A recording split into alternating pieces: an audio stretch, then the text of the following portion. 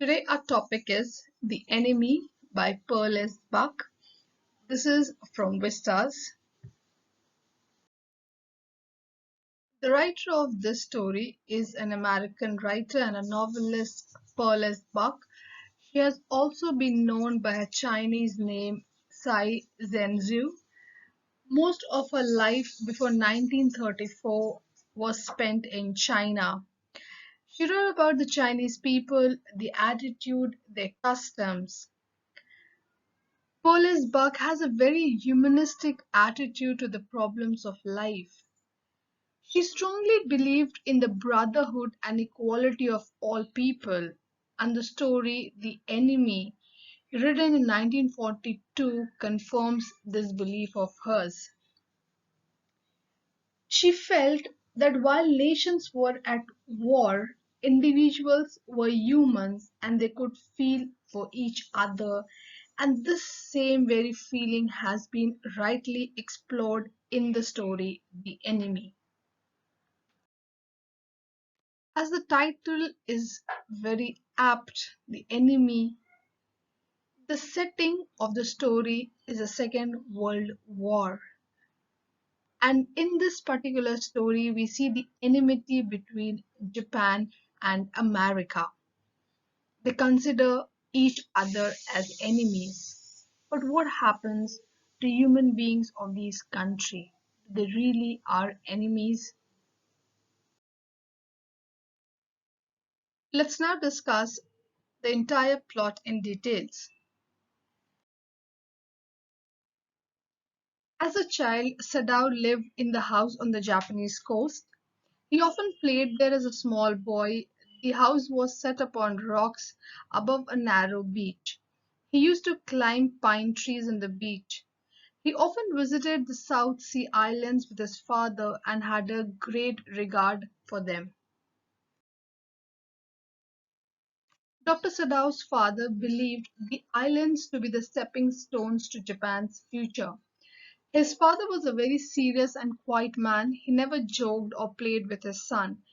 His son's education was his chief concern, so at the age of 22, Sadao was sent to America to study surgery and medicine.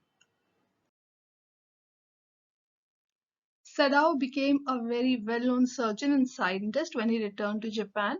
At that time, he was 30 years old. He achieved fame when his father was still alive. Sadao then was perfecting a discovery which would render wounds clean. He was not sent with the troops during the Second World War because the old general was not keeping well. At any time, Sadao's services could be needed by the general, so Sadao was ordered to remain in Japan. Sadao had met Hana accidentally at an American professor's house. He liked her at the first sight, but his father's liking for everything Japanese restrained him. Sadao's regard for his father's patriotism forced him to wait until he was sure that Hana was a Japanese. Their marriage was arranged in traditional Japanese style. Both of them were delighted with the marriage and enjoyed conjugal bliss. One night, Sadao and Hana were enjoying the view of the sea. They saw something black coming out of the mists. They both leaned over the railing of the veranda and thought it was a fisherman washed up from his boat. They ran down to the beach and noticed a wounded, unconscious man. Hana suddenly realized that it was a white man. When the couple took a closer look, it was confirmed that the injured person was a white man. He was bleeding profusely. A gunshot wound had reopened. The rocks had struck the wound and made its condition worse. Sadao stopped the bleeding by packing the wound with sea moss. He thought of putting the stranger back into the sea, and Hana agreed with him. Sadao was faced with a difficult choice. He knew that giving shelter to a prisoner of war was risky and could get him arrested. If he handed over as a prisoner, he would certainly die. Sadao repeated that all Americans were his enemies, but he could not throw the stranger into the sea because he was wounded. His sense of duty to his profession and the human spirit forbade him from acting like this. The impending questions of the servant troubled Sadao and decided to tackle them by telling them about his intention of handing over the prisoner of war to the police. Both of them agreed and decided to take the stranger inside their house. The man, the white man, had been starved for a long time, as he was as light as a fowl. They kept him in Sadao's father's room, as his father was dead now. Everything was according to Japanese taste in the room because Sadao's father was a staunch patriot. The stay of a foreigner in his room was ironical. The servants were really frightened with the master's act of giving shelter to the white man. The old gardener feared that if their master healed the white man, the gun and the sea would take revenge on them. Yumi, the governess, refused to wash the American. Even Dr. Sadao's promise of handing over the American to the authorities failed to convince the servants. Hannah nursed the American very carefully. She disliked him, but at the same time could not avoid him. She cleaned his body clearly and did not turn over him for fear of hurting the wound. When she saw Sadao with the surgeon's emergency bag and coat, she understood that he had decided to operate. She helped him turn the stranger over. Dr. Sadao was completely absorbed in his work and asked her to give anesthetic to the patient. Hannah got uncomfortable when she saw the bleeding wound and ran out to vomit. Sadao was irritable and impatient with his patient as he was not able to help Hannah in her distress. The man groaned with pain. Interestingly enough, Hannah was able to assist her husband in the operation. Hannah observed deep red scars on the neck of the enemy. She considered if the war torture stories she had heard were actually true. She also recalled that General Takima was a ruthless man who didn't even spare his wife. Sadao murmured while operating, as it was his habit. He called the American as his friend. Sadao was finally successful in taking the bullet out, and he finally saved the American. The stranger was served by Hannah because the servants refused to enter the room where he was kept. He was surprised when Hannah spoke to him in English. Hannah told him that her stay in America had taught her English. The prisoner of war was not liked by Hannah, yet she comforted him. After the third day, the young American felt better but was advised to lie down by the doctor. Worried about his future, the American asked Sadao if he would be handed over to the police. At this, Sadao kept quiet. Hannah told Sadao that the servants felt they could not stay with them if they continued to shield the white man in their house. The servants thought that she and Sadao stayed for so long in America that they had forgotten to think of the welfare of their own country first. The servants also thought that the couple liked Americans. At this, Sadao emphasized that the Americans were their enemies, but he had been trained not to let a man die.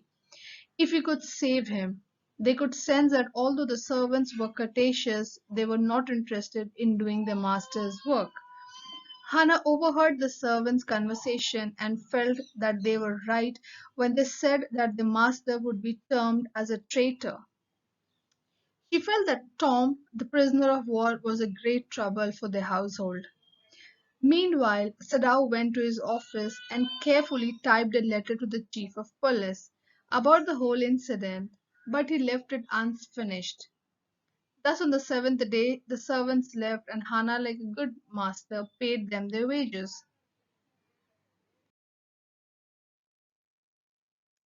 Hannah saw a messenger come to the house in official uniform. He told her that Sadao had been summoned to come to the palace as the general was unwell. Hannah, who earlier suspected that the man in uniform had come to arrest Sadao for harboring an enemy, felt relieved to hear this.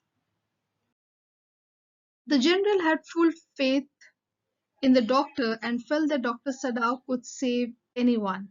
He promised the doctor that he would never be sent to the front or arrested, as he, the general, might need an operation any time, and he had no faith in the surgeons taught by the Germans.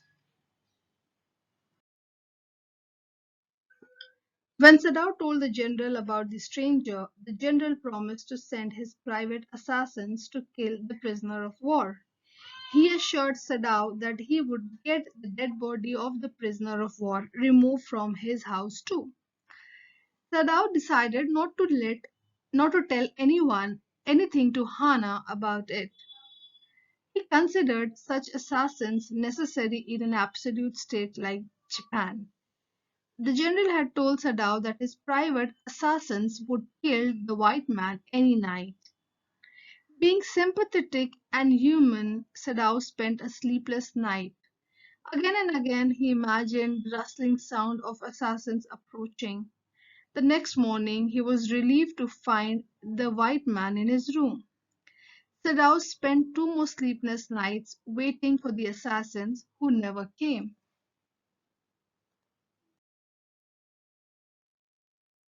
When Sir Dr. Sadao could not take his anxiety anymore, he decided to help Tom escape. He advised Tom to row close to the island which was near the coast. He decided to give the prisoner of war his own boat, food, and clothing. Sadao warned him not to take help of any boat except the Korean boats to go away. The doctor gave him his flashlight, complete with instructions about when to use it. After Sadao saved Tom's life by helping him escape, he slept peacefully. Sadao told the general about the prisoner's escape. The general had survived another operation successfully. He told the doctor that he was so preoccupied with his illness that he forgot all about the assassins.